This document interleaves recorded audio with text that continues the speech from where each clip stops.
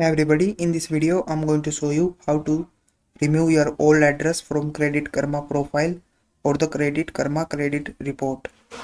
So it is very easy to do, just follow the step I'm showing. So the first thing you need to do is just open up Credit Karma website and then log in your account. From there simply click on profile icon, and after this in profile, in personal information or the profile section, look for your current address. Click edit next to your address to make changes. If you want to delete the old address, you can remove it completely or update it to new current address. After making the necessary change, save your updates. So that is how you can remove old address from your Credit Karma profile. Now if you want to remove old address from your credit report, let me show you how to do that also.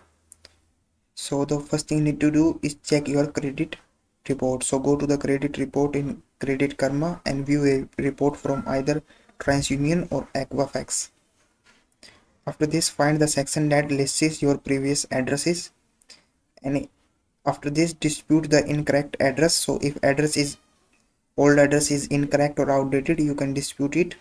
Click on dispute option next to the address and you may be redirected to the credit bureau website to complete the dispute process. Provide the necessary information and reason for the dispute.